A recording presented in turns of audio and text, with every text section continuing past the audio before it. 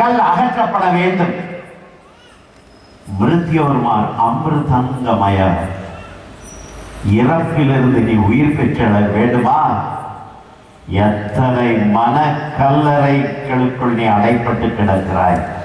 எத்தனை பெரிய கல்லை வைத்து உன் மனதை அடைத்துக் கொண்டு போலித்தனமாக நீ வாழ்ந்து கொண்டிருக்கிறாய் என்பதை சிந்தித்து பார். சாதி, மதம், இனம், மொழி என்ற பெரிய கல் உன் மனதை அடைத்துக் கொண்டிருக்கிறது. அதை நீ விலக்கி பார், உயிர் தர முடியும். நீ ஆணவம், கர்வம், நான் என்ற அகம்பாவம் கொண்ட பெரிய கல் உணமா மனதை அடைத்துக் கொண்டிருக்கிறது. அந்த கல்லை விலக்கி பார். நாம் என்ற உணர்வோடு, சகோதர சகோதரிகள் என்ற பாசத்தோடு நீ வாழ உயிர் தர முடியும்.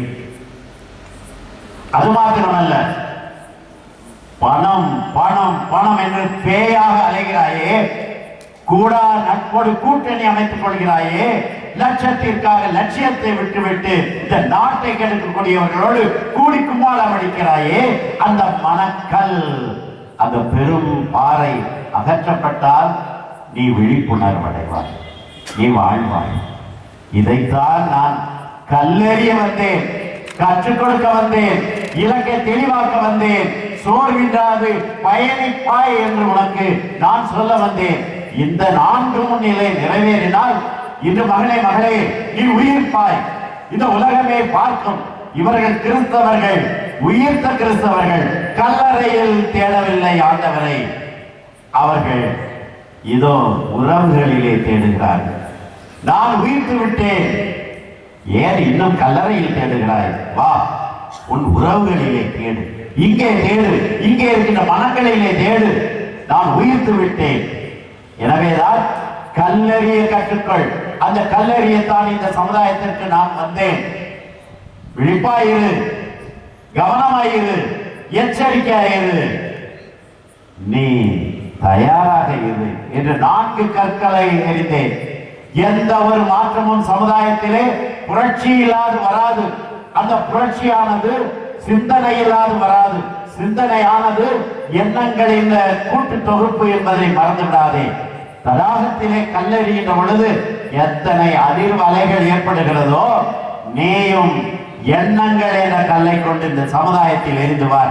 இல்லை என்றால் நீ செத்து கொண்டிருப்பாய், இறந்தவனாய்த்தான் இருப்பாய். நீ கிறிஸ்தவனா? இந்த சமுதாயத்திலே விழிப்புணர்வு என்ற கல்லை எரிந்துவார். நான் எரிந்தேன். அதைத்தான் அவர்கள் புரியாது எனக்கு இறப்பை பரிசாக தந்தார்கள்.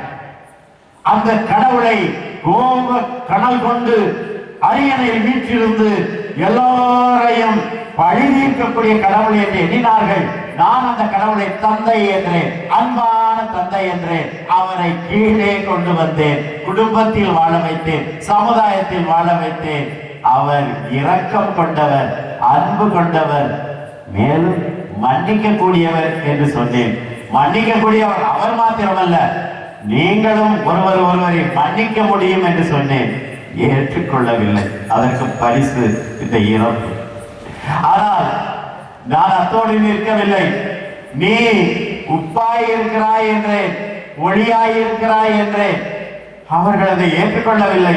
ஏனென்றால் உப்பாய் இருக்க வேண்டும் நான் சொல்லவில்லை, ஒளியாய் இருக்க வேண்டும் என்று நான் சொல்லவில்லை.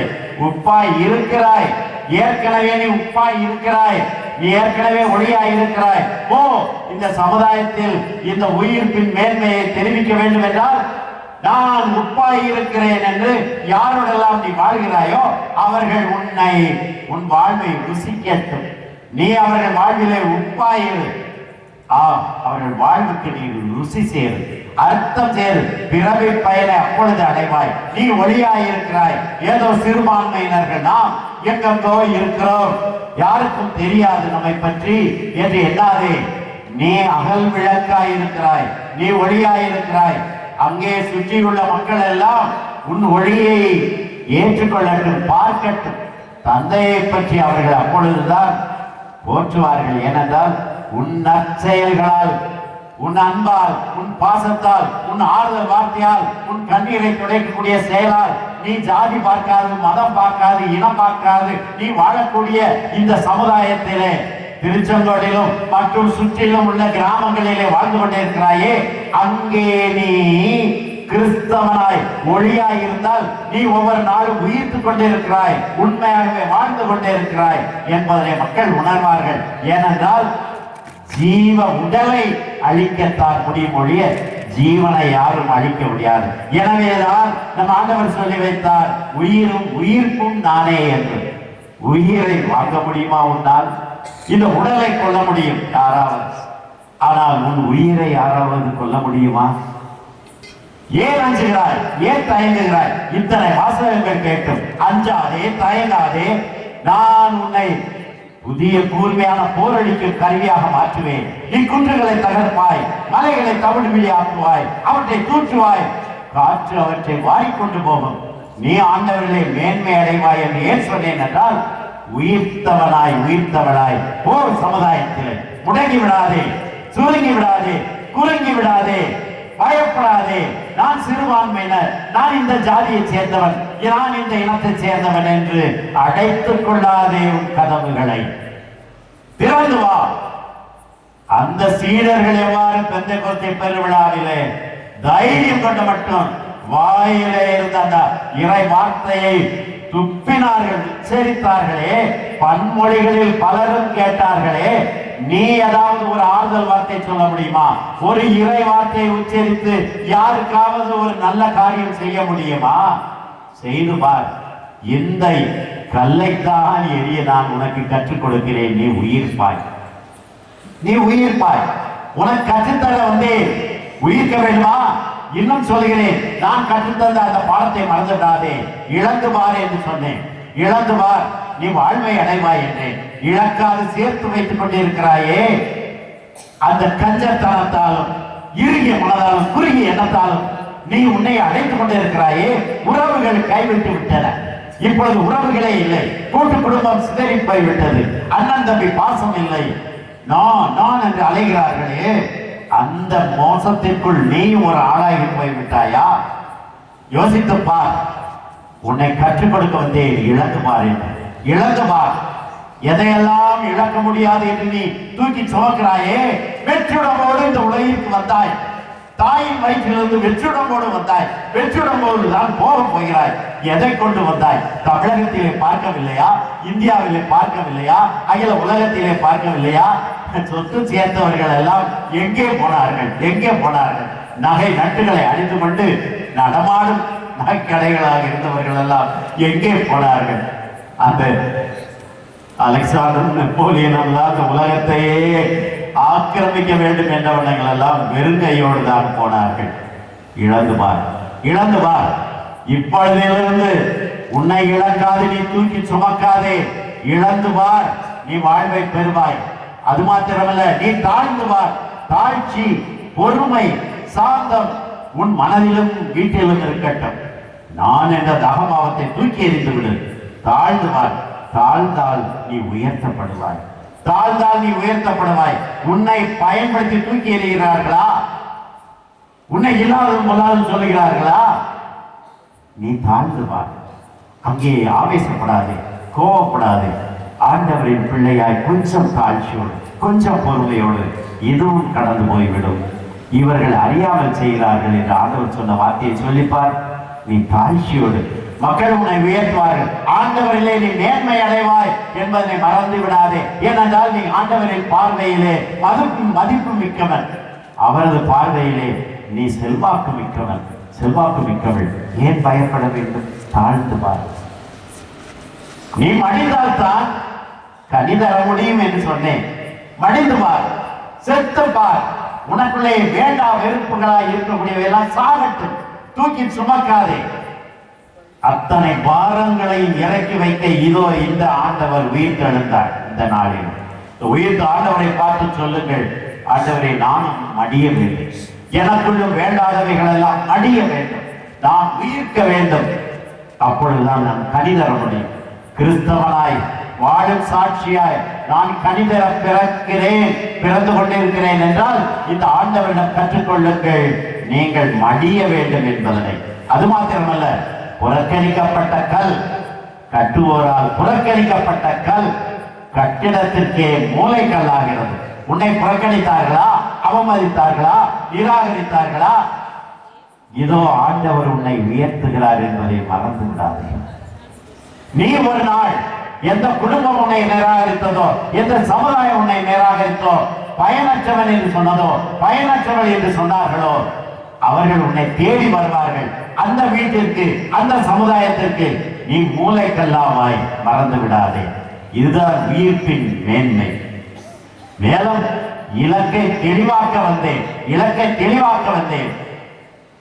உன் எதிரி நீ எந்த ஆயுதத்தை கையில் எடுக்க வேண்டும் என்று தீர்மானிக்கிறான் என்று புரட்சியாளன் மாவோ அந்த காலத்திலே அருமையாக சொல்லிவிட்டு சென்றார்.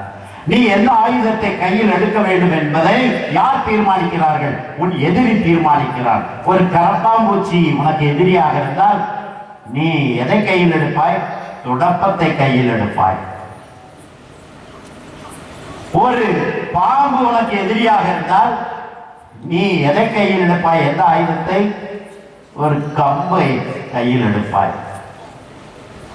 அதே ஒரு புலியோ சிங்கமோ உனக்கு எதிரியாக வந்துவிட்டால் நீ துப்பாக்கி என்ற ஆயுதத்தை கையில் எடுப்பாய். அதுபோல மரணம் என்பது மனிதனின் எதிரி என்றால் எதை கையில் எடுப்பாய்? எதை கையில் எடுப்போம்? மரணத்தை கையில் எடுப்போம். அப்பொழுதுதான் நாம் உயிர்க்க முடியும். கோழை ஒவ்வொரு நாளும் செத்து மடிகிறான். துணி உள்ளவன் தான் ஒரே நாளில் சாகிறான். நீ கோழையா? தீமோத்தேயுவுக்கு எழுதிய திருமுகம் 2வது திருமுகத்திலே 1:7 அருமையாக சொல்லப்பட்டிருக்கிறது. ஆண்டவர் நமக்கு கோழை உள்ளத்தினை அல்ல, அன்பும் வல்லமை கட்டுப்பாடும் கொண்ட உள்ளத்தை தந்திருக்கிறார்.